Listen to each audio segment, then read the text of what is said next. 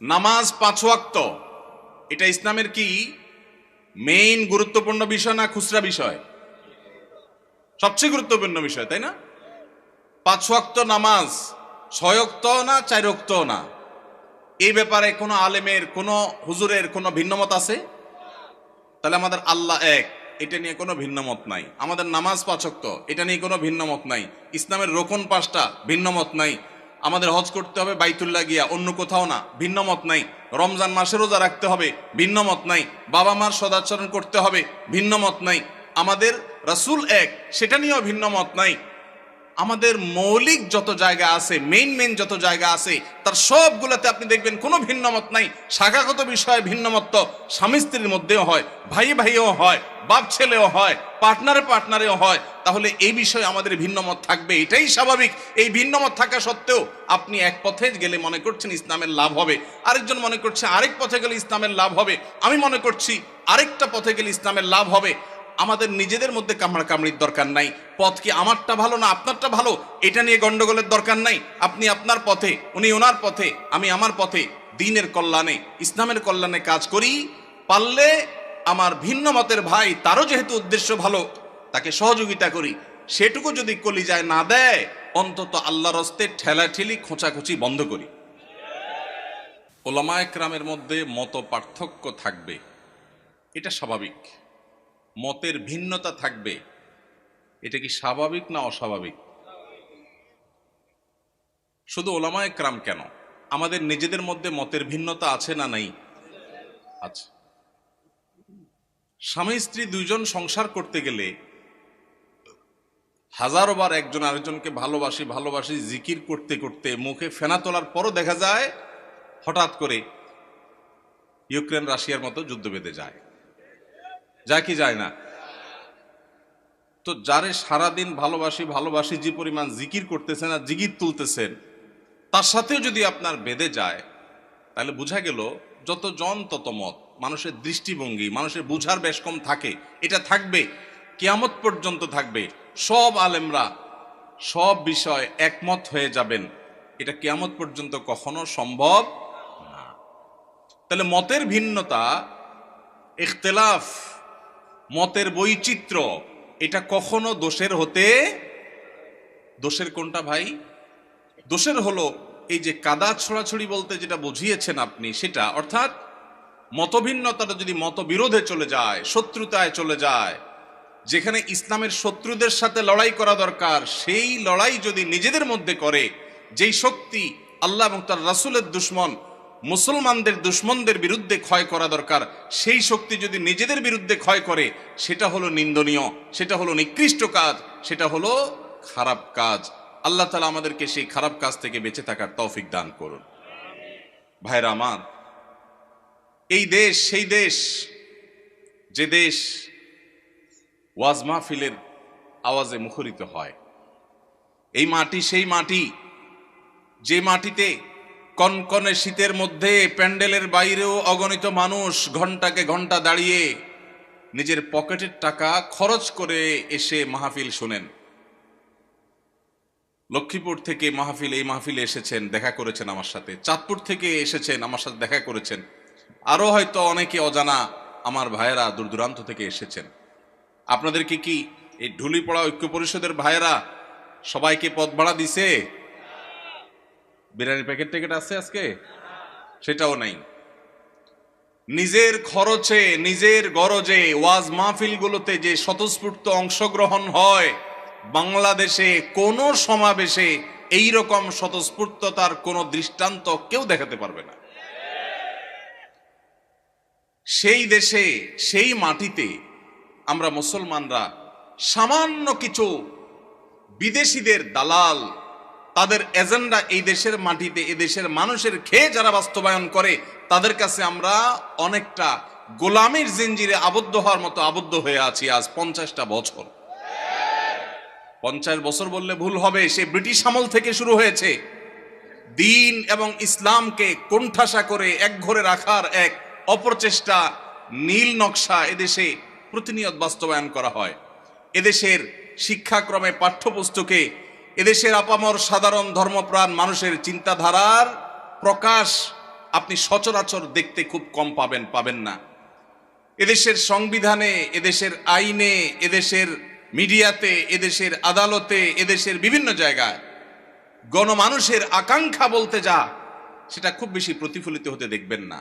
দেখবেন যে সব এজেন্ডা বাস্তবায়ন, বিভিন্ন জিনিস পুশ করানোর চেষ্টা, এত এত শয়তানি চক্রান্ত যেই মাটিতে চলে, সেই মাটিতে ইসলামপন্থীরা পরস্পর কাদা ছড়াছড়ি করবে, এর চাইতে নির্লজ্জতা, এর চাইতে দুঃখজনক ঘটনা মুসলমান জাতির জন্য আর কি হতে পারে?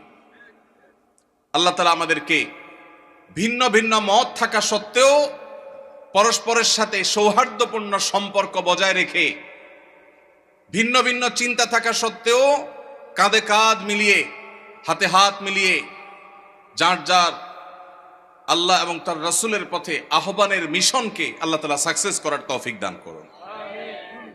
ভাইরা আমার, সাপ যখন এসে যায়,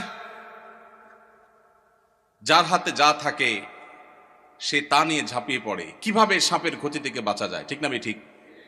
আমাদের উচিত আমরা যে যেই মতের হই, যে যেই পথের হই, আমাদের কমন শত্রু, আপনার শত্রু, আমার শত্রু, ওনার শত্রু, সবার শত্রু যারা যারা আমাদের শত্রু হওয়ার ব্যাপারে কোনো ভিন্ন মত নাই, তাদেরকে আপনি আপনার মতো, আমি আমার মতো, উনি ওনার মতো, তাদেরকে দমনের পিছনে লেগে যাই।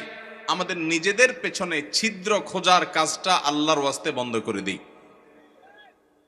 আমরা যারা সাধারণ মানুষ আছি, আমরা পাড়া মহল্লা থেকে ভিন্ন মতের, ভিন্ন দলের, ভিন্ন চিন্তার মুসলমান ভাইয়ের সাথে কাঁধে কাঁধ মিলিয়ে চলা শিখবো তো ইনশাআল্লাহ।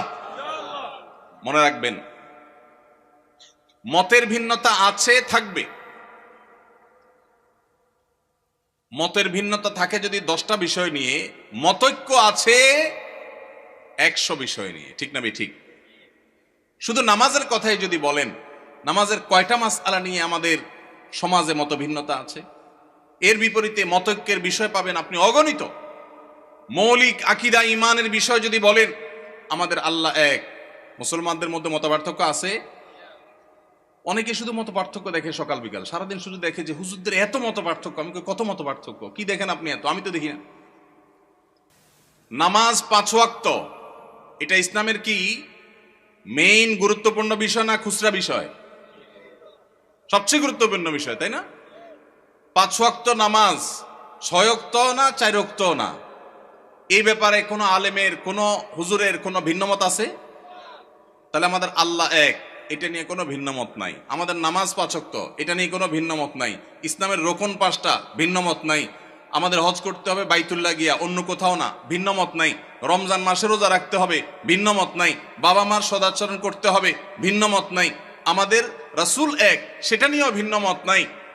আমাদের মৌলিক যত জায়গা আছে, মেইন যত জায়গা আছে, তার সবগুলোতে আপনি দেখবেন কোনো ভিন্নমত নাই। শাখাগত বিষয়ে ভিন্নমত তো স্বামী স্ত্রীর মধ্যেও হয়, ভাই ভাইও হয়, বাপ ছেলেও হয়, পার্টনারেও হয়। তাহলে এই বিষয়ে আমাদের ভিন্নমত থাকবে, এটাই স্বাভাবিক। এই ভিন্নমত থাকা সত্ত্বেও আপনি এক পথে গেলে মনে করছেন ইসলামের লাভ হবে, আরেকজন মনে করছে আরেক পথে গেলে ইসলামের লাভ হবে, আমি মনে করছি আরেকটা পথে গেলে ইসলামের লাভ হবে। আমাদের নিজেদের মধ্যে কামড়াকামড়ির দরকার নাই। পথ কি আমারটা ভালো না আপনারটা ভালো, এটা নিয়ে গন্ডগোলের দরকার নাই। আপনি আপনার পথে, উনি ওনার পথে, আমি আমার পথে, দ্বীনের কল্যাণে, ইসলামের কল্যাণে কাজ করি। পারলে আমার ভিন্ন মতের ভাই, তারও যেহেতু উদ্দেশ্য ভালো, তাকে সহযোগিতা করি। সেটুকু যদি কলিজায় না দেয়, অন্তত আল্লাহর হস্তে ঠেলাঠেলি, খোঁচাখুচি বন্ধ করি। আপনারা যারা আজকের মাহফিলে এসেছেন, আপনাদের কাছে আমার উদাত্ত আহ্বান, এটা আপনার মহল্লার মসজিদ থেকে শুরু হতে হবে। ভিন্ন মতের মুসলমানের সাথে মুস্কি হাসি দিয়ে সালাম দেওয়া অভ্যাস করবেন। সম্ভব হলে বাসায় দাওয়াত করবেন, চেষ্টা করবেন তো ইনশাআল্লাহ। ভিন্ন মতের মুসলমানরে বাসায় দাওয়াত দিয়ে খাওয়াইলে সওয়াব হবে না গুনাহ হবে? কি বলেন ভাই, গুনাহ হবে? ভাই মদিনা শরীফ থেকে, মসজিদে নববীর সোহবতে থেকে, মদিনা ইসলামী বিশ্ববিদ্যালয় থেকে পড়াশোনা করে অনার্স মাস্টার্স করে আসছেন। সৌদি আরবে দায়ী ছিলেন, ঢাকা ইউনিভার্সিটিতে পড়াশোনা করেছেন, অনেক যোগ্য মানুষ। ভাই, অন্য মতের আহলে কেবলা, আহলুস সুন্নাল জামাতের শামিল ভাইকে দাওয়াত দিয়ে খাওয়াইলে, এমনকি যদি অন্য মতেরও হয়, রাসূল আকরাম সাল্লাল্লাহু আলাইহি সাল্লাম যদি অমুসলমানকে খাওয়ান, তো আমরা ভিন্ন মতের মুসলমানরে খাওয়াইলে সওয়াব হবে না গুনাহ হবে? ভাই কি একমত? সওয়াব হবে তো? আলহামদুলিল্লাহ। এখানকার সব হুজুররা একমত। আপনার বলেন হুজুরদের মধ্যে কোনো মিল নাই, মত পার্থক্য শুধু। কই মত পার্থক্য? আমরা 3 হুজুর একমত হয়ে গেছে আলহামদুলিল্লাহ। আমি আশা করি দেশে কোনো হুজুরের ভিন্ন মত নাই।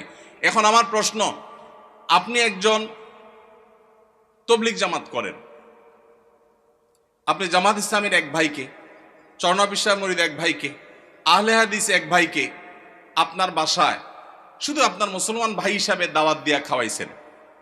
এই ঘটনাগুলো আমাদের দেশে বেশি হয় না কম হয়? কম হয় মানে সচরাচর খুব একটা দেখাই যায় না। আহা, আমাদের কলিজাগুলোকে একটু বড় করতে হবে যদি আমরা আল্লাহকে খুশি করতে চাই। আল্লাহ আমাদেরকে তৌফিক দান করুন। ওলামা একরামের মধ্যে মতভিন্নতা এটা অনেক সময় আমরা বাড়াই, অনেক সময় আমাদের এই ক্যামেরা হুজুররা বাড়ায়। ক্যামেরা হুজুররা অহেতুক মিথ্যা ভুয়া থাম্বনেল দিয়া একজনের পিছনে একজনকে লাগাই দেওয়া হয়। অনেক সময় আসলে লাগালাগির কিছু নাই, কিন্তু সাধারণ দর্শকরা দেখে মনে করে দেখছো হুজুররা লাগালাগি শুরু করছে। আসলে হুজুরদের কোনো লাগালাগি নাই। লাগালাগি কাদের? ক্যামেরাম্যান ভাইদের। আল্লাহ আমাদের ক্যামেরাম্যান ভাইদেরকে হেদায়েত দান করুক, ইউটিউবার ভাইদেরকে আল্লাহ হেদায়েত দান করুক। সামান্য ভিউ কামানোর জন্য যারা আল্লাহর দ্বীনের ক্ষতি করছেন, যারা ওলামা একরামের মধ্যকার সম্পর্ক নষ্ট করছেন, তারা আল্লাহকে ভয় করেন। এই টাকা জাহান্নামের আগুন হয়ে আপনাদেরকে স্পর্শ করবে। এমনি ক্যামেরা সেট করা নিয়ে আপনারা এদের উপরে খেপা আছেন, এখন তাদের বিরুদ্ধে ওয়াজ গেছে। আমি তো তাদের নিরাপত্তা নিয়ে আশঙ্কায় আছি। আল্লাহ তাআলা আমাদের ভাইদেরকে হেদায়েত দান করুন। ভাইরা আমার, সিরিয়াস ইস্যু। যারা ইউটিউবাররা আছেন, ওয়াজ মাহফিলের ভিডিওগুলো আপনারা রেকর্ড করেন, ছাড়েন, আল্লাহর হস্তে ভুলভাল ফালতু থাম্বনেল দিবেন না। এমন মিথ্যা থাম্বনেল দেখা যায় ওটার কথা ভিতরে কিছুই নেই। অনেক সাদামাটা মানুষ আছে, বুঝে না। তো ওলামা ইকরামের মধ্যে দূরত্ব সৃষ্টি করার ক্ষেত্রে এসব কাজেরও ভূমিকা আছে। আমরা যারা সাধারণ মানুষ আছি, আমাদের কাজ কি? আমাদের কাজ হলো অন্তর থেকে সব মুসলমানকে ভালোবাসবো। চেষ্টা করা যাবে না ইনশাআল্লাহ? আমি আমার কাজ করব, ভালোবাসবো সবাইকে। কাজ আমি যেটাকে সঠিক মনে করছি সেটাই করব, কিন্তু আমার ভালোবাসা হবে সব মুসলমানকে। ঠিক আছে না ইনশাআল্লাহ? সব আহলে কিবলাকে, সব আহলে সুন্নাত ওয়াল জামাতকে। আল্লাহ তাআলা আমাদের সবার দিলগুলোকে বড় করার তৌফিক নসিব করুন। আলহামদুলিল্লাহ, ওলামা একরাম যুগের চ্যালেঞ্জ উপলব্ধি করতে সক্ষম হচ্ছেন। আমরা দেখতে পাচ্ছি চতুর্দিকে আলহামদুলিল্লাহ ভিন্ন ভিন্ন মতের ওলামা একরাম একই মঞ্চে আলোচনা করছেন, উঠছেন, দেখা সাক্ষাৎ হচ্ছে। এটা একটা ভালো ইন্ডিকেটর, এটা ভালো আলামত। আমরাও মহল্লা মহল্লায় চর্চা শুরু করব। আমি যেটা বলেছিলাম, ভিন্ন মতের ভাইকে দাওয়াত দিয়ে খাওয়াবেন, তার বাসায় যাবেন, তার প্রতি সহমর্মী হবেন, তার জন্য দোয়া করবেন, তার ছেলেমেয়ের জন্য দোয়া করবেন। এর মাধ্যমে নিজেদের মধ্যে সম্প্রীতি এবং সৌহার্দ্য বাড়বে। আল্লাহ আমাদেরকে তৌফিক দান করুন।